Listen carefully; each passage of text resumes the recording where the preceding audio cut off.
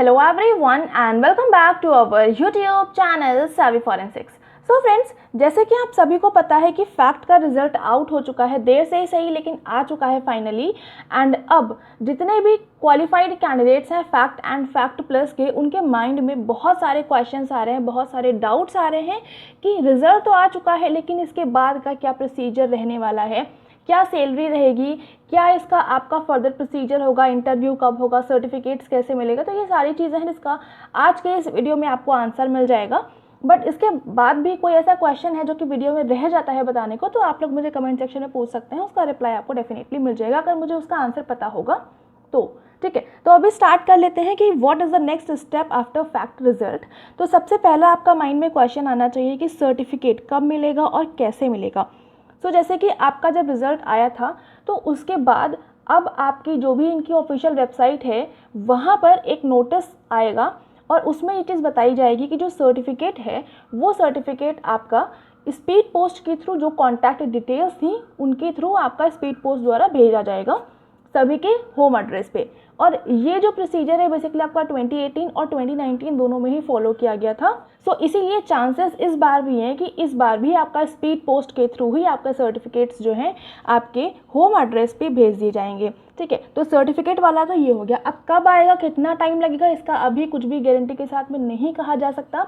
जब आपका 2018 में हुआ था फैक्ट, तब वहाँ पर जो प्रोसीजर था, जो डेट्स बताई गई थी उसी अकॉर्डिंग काफ़ी जल्दी वो प्रोसीजर रहा था। बट इस बार काफ़ी डिले किया है इन लोगों ने, तो इस बार एग्जैक्टली कितने टाइम में सर्टिफिकेट्स का प्रोसीजर स्टार्ट होगा वो अभी कुछ भी नहीं कहा जा सकता। बट रिजल्ट के बाद में जो सेकेंड स्टेप होगा वो आपका सर्टिफिकेट स्पीड पोस्ट के थ्रू भेजने का होगा।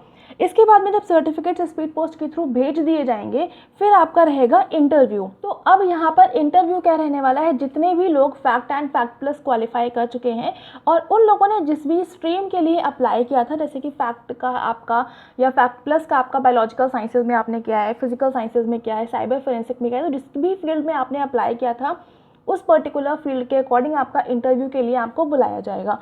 अब जो आपका इंटरव्यू रहेगा उसकी डेट्स भी आपकी ऑफिशियल वेबसाइट जो है इनकी वहीं पर अपलोड कर दी जाएंगी, तो वहाँ से आपको पता चल जाएगा। तो ये सारी अपडेट्स आपको मैं टेलीग्राम पर अपडेट करती रहूँगी। ठीक है, तो ये चीज़ हो गई कि इंटरव्यू भी आपका होगा और जब आपका इंटरव्यू हो जाएगा उसमें जैसी आपकी परफॉर्मेंस रहेगी उसके बेस पर एक मेरिट लिस्ट तैयार होगी और फिर उसमें जो क्वालिफाइड कैंडिडेट्स होंगे उनका रिक्रूटमेंट किया जाएगा। इतनी चीज़ हो गई। अब यहाँ पर इंटरव्यू जो है वो किस तरह से रहने वाला है, तो इंटरव्यू बेसिकली आपके बहुत बेसिक क्वेश्चंस भी पूछ सकते हैं, थोड़ा सा टिपिकल क्वेश्चंस भी पूछ सकते हैं।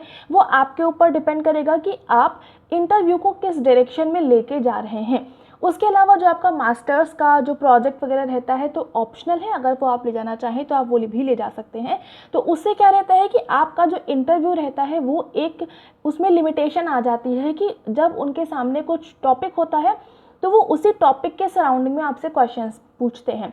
ठीक है, तो ये सारी चीज़ें रहती हैं कि इंटरव्यू बेसिकली आपके ऊपर डिपेंड करता है, किसी भी तरह का इंटरव्यू हो, कि आप उस पर्टिकुलर टाइम पर जो इंटरव्यूअर है उसको किस डायरेक्शन में आप उसको एक एरिया दे रहे हैं, किस तरह का आप उसको एरिया दे रहे हैं क्वेश्चंस पूछने का।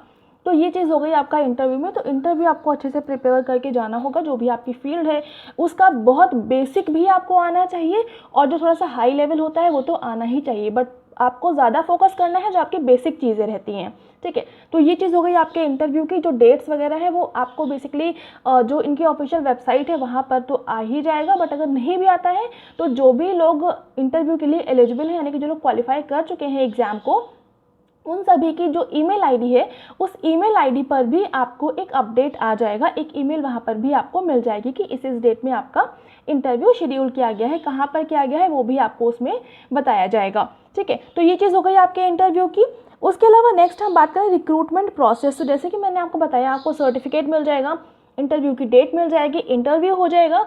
उसके बाद में ये लोग एक मेरिट लिस्ट तैयार करेंगे, जो भी लोग क्वालिफाई कर जाएंगे आपका इंटरव्यू तक। और वो जो लिस्ट रहती है बेसिकली 2018 वाला जो एग्ज़ाम हुआ था वहाँ पर तो इन लोगों ने अपलोड कर दी थी जो फाइनल रिजल्ट था, यानी कि इंटरव्यू के बाद में जो भी शॉर्टलिस्टेड कैंडिडेट्स थे उनकी लिस्ट उन्होंने अपनी वेबसाइट पर 2018 वाले पेपर में अपलोड करी थी। लेकिन 2019 में इन्होंने ऐसा कुछ भी नहीं किया था। 2019 में इन्होंने सिर्फ जो भी क्वालिफाई कैंडिडेट्स थे उन सभी को उनकी मेल पर अपडेट किया था। तो अब इस बार ये लोग करते हैं वेबसाइट पर अपलोड या नहीं करते हैं, डायरेक्टली ईमेल करते हैं, ये सारी चीज़ें सिर्फ और सिर्फ गेस वर्क होने वाला है। सो बेसिकली क्या होता है एग्जैक्टली ये नहीं पता, लेकिन जो भी होगा आपको पता चल जाएगा, या तो आपके पास ईमेल आ जाएगा, ईमेल तो बेसिकली आ ही जाएगा, और चांसेस है कि वेबसाइट पर भी अपलोड करें, बट वो भी कोई गारंटी अभी नहीं है।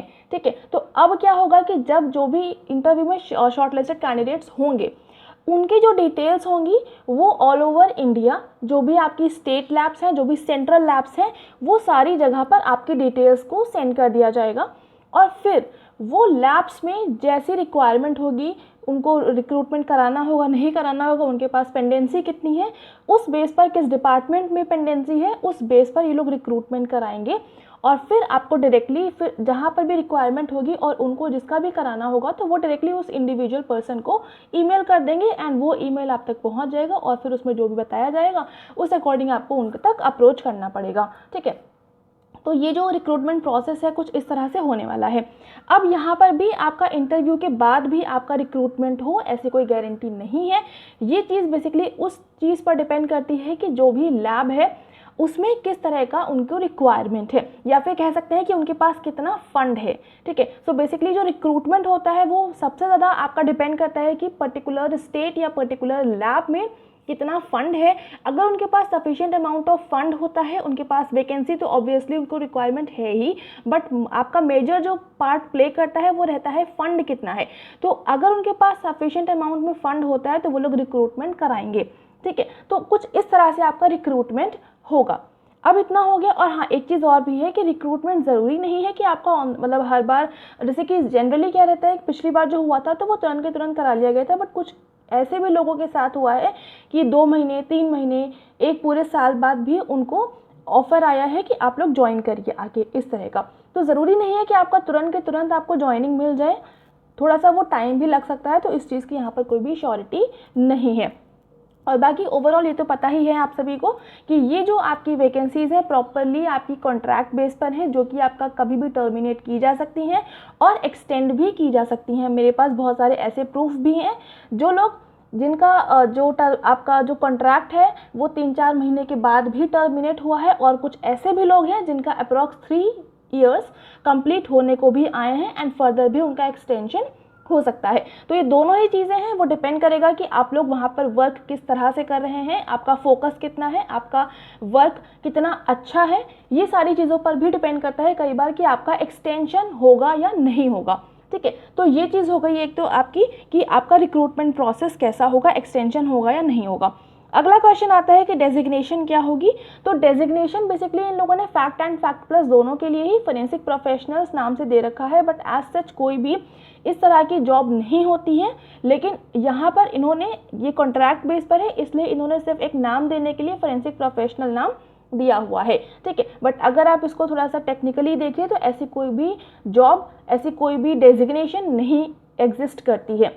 ठीक है, तो ये चीज़ हो गई आपकी डेजिग्नेशन। बेसिकली जो आपका यहाँ पर वर्क रहने वाला है, तो वो जो scientific assistant and senior scientific assistant का के लेवल पे जो काम वो लोग करते हैं, एग्जैक्टली वही काम भी आपको करना होगा। बाकी वो क्या काम करते हैं आप सभी को पता होगा अगर आप लोगों ने अपने मास्टर्स के लास्ट सेमेस्टर में वहाँ पर विजिट करा होगा, वहाँ पर ट्रेनिंग ली होगी। तो ठीक है, सैलरी की बात करें तो जो फैक्ट की सैलरी है, फैक्ट की सैलरी आपकी रहने वाली है यहाँ पर 35,000, और जो फैक्ट प्लस की सैलरी है वो रहेगी आपकी यहाँ पर 45,000। तो ये आपकी सैलरी हो गई। फैक्ट जिन्होंने फैक्ट में क्वालिफाई किया है उनका 35,000 रहेगा, और जिन्होंने फैक्ट प्लस में क्वालिफाई किया है उनका 45,000 रहेगा। ठीक है, तो ये सारे कुछ आपके बेसिक क्वेश्चंस हो गए जो कि आपके डाउट्स आ रहे थे आपके माइंड में। उम्मीद करती हूँ सारे क्वेश्चंस के आपको आंसर मिल गए होंगे। और यहाँ पर बेसिकली एक चीज़ और मैं आपको बताना चाहूँगी कि अगर आपके पास इससे बेटर ऑप्शन है, या फिर ये कह सकते हैं कि इस टाइम पर आपके पास कोई परमानेंट जॉब का ऑप्शन है, तो डेफिनेटली आप लोग परमानेंट जॉब के लिए प्रेफर करिएगा, क्योंकि यहाँ पर ये कॉन्ट्रैक्ट बेस पर है और कोई गारंटी नहीं है इसकी कि ये कब आपका टर्मिनेट कर जाए या कितना तक का आपका एक्सटेंशन हो। तो यहाँ पर बाई चांस मतलब आपका बीच में टर्मिनेट हो जाता है तो आपको बाद में रिग्रेट करना पड़ जाएगा कि मुझे परमानेंट को चूज़ करना चाहिए था। तो मेरा एक ओपिनियन रहेगा कि अगर आपके पास इस टाइम पर परमानेंट जॉब का कोई दूसरा ऑप्शन है तो अभी के लिए आप परमानेंट जॉब को चूज़ करिएगा। देन आप एसएससी वगैरह की प्रिपरेशन के लिए, एसएससी में भी आपकी डायरेक्टली लैब में, सेंट्रल लैब में वैकेंसीज आती हैं, तो वहाँ पर एक्सपीरियंस की डिमांड नहीं करते हैं, तो आप लोग उसकी प्रिपरेशन के थ्रू अपना सेंट्रल लैब में रिक्रूटमेंट ले सकते हैं।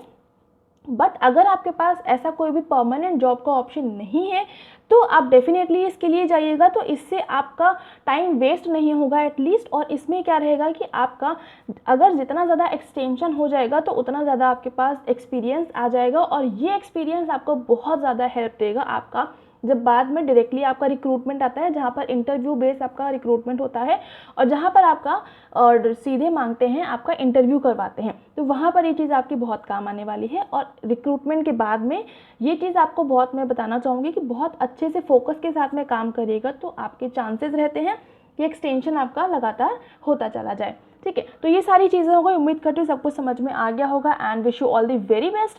बहुत अच्छे से इंटरव्यू करके आइएगा। मैं जानती हूँ अभी इंटरव्यू की डेट्स नहीं आई हैं, बट फिर भी थोड़ा सा पेशेंस रखिए। थोड़ी सी चीज़ें डिले हो रही हैं बट थोड़ा सा पेशेंस की ज़रूरत है, पेशेंस रखिए, सब कुछ अच्छा ही लास्ट में होगा।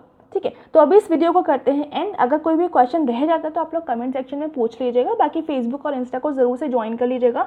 टेलीग्राम को ज्वाइन करना मस्ट है, क्योंकि जितनी भी अपडेट्स रहती हैं वो सारी की सारी आपको टेलीग्राम पर ही मिल जाती हैं, तो इस वजह से टेलीग्राम को ज़रूर से सर्च करके ज्वाइन कर लीजिएगा। उसके अलावा अगर आपको ये वीडियो पसंद आ रहा है तो वीडियो को लाइक ज़रूर से कर दीजिएगा और सबसे ज़्यादा ज़रूरी शेयर ज़रूर से कर दीजिएगा, ताकि जो भी लोग क्वालिफाई कर चुके हैं तो उनको उनके क्वेश्चंस के आंसर्स मिल जाए। और सब्सक्राइब कर लीजिएगा हमारे चैनल को and thank you so much for joining me here.